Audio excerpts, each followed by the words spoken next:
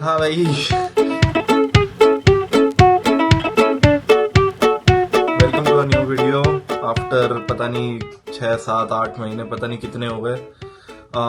खा रहे किसी को फर्क नहीं पड़ता ऑब्वियसली, पर फिर भी ये कोई व्लॉग नहीं होने वाला है। मैं अपना एक एक्सपीरियंस बताना चाहता हूँ, सबके साथ शेयर करना चाहता हूँ। और मैं जिम के लिए भी लेट हो रहा हूँ, तो मैं मोस्ट प्रोबेबली ये सब गाड़ी वाड़ी में भी बताऊंगा ही, मतलब उठा के ऑब्वियसली कैमरा। मैं अपने बारे में जल्दी से बता देता हूँ। मेरा नाम आयुष है और मैं इस टाइम अमेरिका में हूँ। मैं पेन स्टेट से अपनी मास्टर्स की डिग्री कंप्लीट कर रहा हूँ। तो सब लोग जानते हैं मतलब कि तुम लोगों को पासपोर्ट और वीजा रखना कितना जरूरी होता है, अपना कितना जरूरी होता है उसको सेफ रखना। और मुझे ही मालूम था, पर कुछ घटनाएं हुई मेरे साथ जिसकी वजह से मुझे वो चीज और अच्छे से समझ में आ गई है। तो होता क्या है कि मैं अपने गर्लफ्रेंड के घर पे आया हुआ था और मैं अपना पासपोर्ट लेके आया था उसके यहाँ पे, और मैंने अपना पासपोर्ट उसके यहाँ पे गलती से छोड़ दिया और मैं घर चला गया अपने। तो मैं सुबह उठा, इसका मुझे कॉल आया कि भाई तू अपना पासपोर्ट मेरे यहाँ पे छोड़ के चला गया था। तो मेरे उसके पास एक्चुअली डॉग्स हैं 2। तो एक डॉग ने मेरा पासपोर्ट वो चबा गई है। मेरा पासपोर्ट चला गया भैंचोद। अब पासपोर्ट तो चला गया भैंचोद, अब क्या करूं। तो सबसे पहला चीज मेरे जो दिमाग में आया था ना, वो था कि भाई मैं यहाँ से डिपोर्ट हो रहा हूँ। ऑब्वियस सी बात है भाई, आएगा ही भाई, ये सब चीजें तो बहुत नॉर्मल है। फॉर्चुनेटली मेरा वीजा सेफ था, तो मुझे ऐसे कोई बहुत बड़ी दिक्कत नहीं थी। पर खैर, पासपोर्ट नहीं है तो तुम बेसिकली ट्रैवल वगैरह नहीं कर सकते हो। तो ऊपर से स्टेट आईडी वगैरह या फिर ड्राइवर्स लाइसेंस यहाँ का नहीं है। तो ऑब्वियसली बात है, पासपोर्ट ही एक तरीका है जिससे मुझे मेरी आइडेंटिटी में प्रूव कर सकता हूँ, खासकर इस टाइम पे। तुम लोग जानते हो, मैं बोलूंगा नहीं उसके बारे में। तो मैं गूगल वगैरह पे गया, मैंने खोजा कि भाई क्या कर सकते हैं अब, कैसा। मैंने रेडिट वगैरह पे पोस्ट वगैरह पढ़ी लोगों की, सोचने की कोशिश रही क्या कर सकते हैं। मैंने पेन स्टेट पे ही बात करी, पर उन लोगों की साइड से कोई डेफिनेटिव आंसर नहीं था इसके लिए। तो अब मैं यूट्यूब वगैरह पे गया, मैंने खोजा कि भाई क्या कर सकते हैं, कैसे कर सकते हैं। तो किसी ने ऐसे कोई डैमेज सेंट्रिक वीडियो नहीं बनाई थी, तो मैंने सोचा कि मैं बना देता हूँ भाई, अपना एक्सपीरियंस भी शेयर कर दूंगा और एक वीडियो भी ऐड हो जाएगी मेरे चैनल पे। तो अब होता क्या है कि मैं VFS करके एक वेबसाइट है, जिन लोगों को वीजा वगैरह मिला है ना, उन लोगों को पता होगा कि VFS क्या होता है। VFS में एक्चुअली 3 स्टेप दिए हुए हैं कि क्या करना रहता है। पासपोर्ट गायब होता है तो उसको चेक करना। एक पासपोर्ट सेवा करके एक वेबसाइट होती है, उस पर जाना पड़ता है। एक डॉक्यूमेंट रहता है बहुत लंबा सा, 13-14 पेज का डॉक्यूमेंट रहता है, तुम्हें वो कंप्लीट करना पड़ता है। तुम्हें एक ARN नंबर मिलता है और वो ARN नंबर जरूरी होता है भाई, वो आगे तुम्हें काम आएगा। अब वो ARN नंबर लेके एक VFS ग्लोबल की वेबसाइट होती है, अदर देन ये वाली जिसपे स्टेप्स वगैरह दिए रहते हैं, उसके अलावा एक और वेबसाइट रहती है। तो वहां पे जाना पड़ता है, वहां पे तुम्हें ये ARN नंबर वगैरह डालना पड़ता है और उसके बाद एक कुछ फॉर्मेलिटीज वगैरह कंप्लीट करनी पड़ती है। पासपोर्ट कैसे गायब हुआ, क्या क्या खराब हुआ वगैरह वगैरह। और उसके बाद तुम्हें फीस पे करनी पड़ती है। तो फीस जो मुझे लगी थी वो थी $216 के आसपास। खैर मेरे थोड़े ज्यादा लग गए थे, मैं तुम्हें बताऊंगा क्यों। अब मैंने ये सब किया, अब ये हो गया दूसरा स्टेप। तीसरे स्टेप में तुम्हें डॉक्यूमेंटेशन एक चेकलिस्ट वगैरह मिलती है। तो वो डॉक्यूमेंटेशन चेकलिस्ट इसलिए होती है कि भाई अगर जो भी तुम लोग अपना पासपोर्ट वगैरह जो डैमेज वाला भेज रहे हो एम्बेसी पे, उसके साथ एक्स्ट्रा डॉक्यूमेंट्स वगैरह लगते हैं, तो तुम्हें वो भेजने पड़ते हैं। तो जो एक्स्ट्रा डॉक्यूमेंट्स तुम्हें लगते हैं वो डॉक्यूमेंटेशन चेकलिस्ट में होता है, तुम्हें वो एक्स्ट्रा अटैच करके पार्सल में भेजना पड़ता है एम्बेसी पे। ठीक है, वो भी हो गया। मैंने तीनों स्टेप किया, मैं एकदम खुश हो गया कि भाई हो गया यार, अब तो काम, भाई कोई दिक्कत नहीं है। अब होता क्या है कि भाई 20 दिन हो गए, मुझे पता नहीं चला कि भाई क्या चल रहा है यार, अभी कुछ होने वाला है कि नहीं होने वाला है। तो मतलब कोई स्टेटस का अपडेट नहीं था कि मेरा पासपोर्ट नया वाला है कहाँ पे।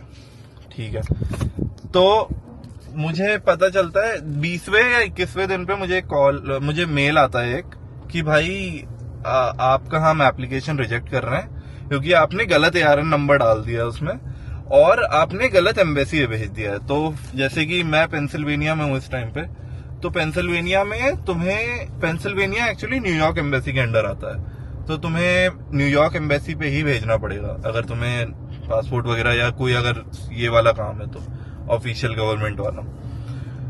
ठीक है, ये रिजेक्ट हो गया, घर आ गया, मैं एकदम भाई हताश की भैंचोद पैसे चलेगा, ये हो गया वो हो गया। हालांकि काफी हद तक पैसे वापस आ जाते हैं, तो फिर भी थोड़े बहुत जाते हैं। ठीक है, अब मैंने दूसरी बार सोचा कि भाई इस बार भरूंगा, इस बार एकदम तबीयत से भरूंगा, कोई दिक्कत नहीं होगी, आराम से एकदम चिल करके भरेंगे। मैं भरने बैठा, मैंने भर के वापस सेम तीनों प्रोसेस सेम वापस करे, और इस बार मैं सोचा कि भाई इस बार तो हो ही जाएगा, कोई दिक्कत नहीं है। इस बार थोड़ा जल्दी हो गया। 4 दिन के बाद मेरे को एक मेल आता है ये एम्बेसी से कि हम आपका एप्लीकेशन रिजेक्ट कर रहे हैं क्योंकि एक जगह पे आपने सिग्नेचर नहीं करी है। ये भी नहीं कि हम आपको आपका ये सामान वापस कर रहे हैं, आप साइन करके भेज दो, सीधा रिजेक्ट कर देते हैं भाई। और मैं सोच में पड़ गया कि भाई ठीक है यार, एक सिग्नेचर ही तो मिस करी है भैंचोद, कौन सी बड़ी बात हो गई यार। पर ठीक है भाई, अब ऑफिशियल गवर्नमेंट का काम है भाई, कुछ कर नहीं सकते हो तुम उसमें। ठीक है, दूसरी बार भी नहीं आया। अब जब तीसरी बार मैंने सोचा कि भाई इस बार तो बिल्कुल भी गलत नहीं होना चाहिए, वरना फिर ना सेल्फ डाउट शुरू हो जाता है कि भाई मैं सच में अमेरिका आने के लायक ही नहीं था ना। एक्चुअली मैं बताऊं, मैंने बहुत पैनिक किया ऐसी चीजें ये सब करने में। अगर पासपोर्ट खराब हुआ है भाई ठीक है यार, कोई बड़ी बात नहीं है। और मैं, जो लोग इस वीडियो को देखने आए इस वजह से पासपोर्ट डैमेज हो गया, वो इस वीडियो को देखने आए हो, तो भाई मैं तुम लोग को अभी बता दूं कि कोई बहुत बड़ी बात नहीं है, पासपोर्ट ही है। अगर वीजा का चक्कर होता तो शायद थोड़ी सी इधर उधर हाथ पैर मारने पड़ते, पर पासपोर्ट में तुम्हें कहीं जाने की भी जरूरत नहीं पड़ती यार। और मुझे उस टाइम पे बात पता नहीं थी क्योंकि मुझे किसी ने बताया नहीं था। तो इस बार मैंने सोचा कि भाई एकदम तबीयत से भरूंगा, आराम से एकदम। मैंने 2-3 दिन का टाइम लिया, मैंने कहा ठीक है भाई अब आराम से भरते हैं। इस बार मैंने भरा, मैंने सब कुछ डॉक्यूमेंटेशन वगैरह सब कुछ कंप्लीट किया, और इस बार 5-6 दिन में मेरे को पता चला कि भाई मेरा नया पासपोर्ट बनने अब चला गया है। इस बार मुझे लगा कि हाँ इस बार बन जाएगा, और वो किस्मत से बन गया इस बार मेरा नया पासपोर्ट। तो फाइनली मेरा पासपोर्ट 1.5 या 2 महीने, अब ये जो कहानी है ना, मेरा पासपोर्ट मई के फर्स्ट वीक में डैमेज हुआ था, और अभी चल रहा है जुलाई, अभी हफ्ते भर पहले शायद पासपोर्ट आया है, 10 या 11 जुलाई को। मतलब ऑलमोस्ट 2 महीने के आसपास हो ही गया।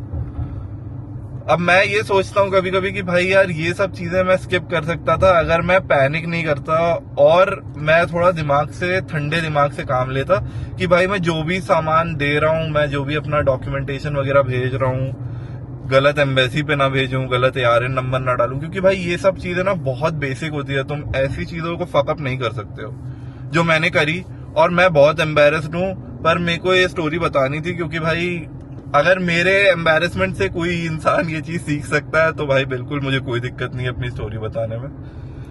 तो भाई ये स्टोरी थी मेरे पासपोर्ट की कहानी। मेरी पासपोर्ट बेसिकली डैमेज हो गया था, मुझे नया पासपोर्ट चाहिए था, और मेरी गांड फट रही थी कि भाई मेरे को इंडिया जाना पड़ेगा नया पासपोर्ट बनवाने के लिए। फॉर्चुनेटली ऐसा कुछ नहीं हुआ। तो हाँ, अब मेरे पास 2 पासपोर्ट हैं, एक कैंसिल हो चुका है, पर मेरा जो कैंसल्ड वाला पासपोर्ट है उसके अंदर मेरा वीजा है अभी, और मेरे पास एक नया पासपोर्ट है जो कि वैलिड है ऑब्वियसली। अब जब तक मुझे नया वीजा कोई नहीं मिलता है तब तक मेरे को दोनों पासपोर्ट लेके ट्रैवल करना पड़ेगा। नया वाला पासपोर्ट, अब मेरा नया वाला वीजा जो मिलेगा मुझे वो नए वाले पासपोर्ट पे मिलेगा। तो और मैं तुम लोगों को फिर से ये बात बता दूं कि भाई अगर पासपोर्ट का चक्कर होता है तो बिल्कुल टेंशन लेने वाली बात नहीं है, कोई बहुत बड़ी दिक्कत नहीं हो गई है, कोई गुनाह नहीं कर दिया तुमने। शांति से, मैं तीनों उसके लिंक्स डिस्क्रिप्शन में डाल दूंगा और तुम लोगों को समझ में आ जाएगी क्या करना होता है। और बस यही होती है कहानी भाई, ज्यादा टेंशन मत लो ऐसी चीजों में। तो हाँ भाई, इसी के साथ मैं जिम ऑलमोस्ट पहुंच गया हूँ। मुझे अच्छा लगा ये स्टोरी बता के, बहुत टाइम हो गया था मैंने यूट्यूब पे वीडियो वगैरह नहीं डाली थी, और मैं सोच रहा हूँ कि अब थोड़ा कांस्टेंट वीडियो डालना शुरू कर दूं क्योंकि वो जरूरी है। अब मैं तुम लोगों से अगली वीडियो में मिलूंगा, मोस्ट प्रॉब्ली वो बहुत जल्दी आने वाली है। मैं एक नई सीरीज वगैरह स्टार्ट करने की सोच रहा हूँ, वो मैं शायद अगली वीडियो में कवर करूंगा। उसके अलावा तो और कुछ नहीं भाई, जाओ मजे करो भाई, जिंदगी जियो अच्छे से। और अगर अमेरिका में हो तो फिर, या फिर इंडिया के बाहर हो तो और अच्छे से जियो जिंदगी, कोई बड़ी दिक्कत नहीं है। तो अब मैं तुम लोगों से मिलूंगा अगली वीडियो में, तब तक के लिए बाय बाय, ख्याल रखिए, ध्यान रखिए, खाते पीते रहिए। मिलते हैं भाई, बाय।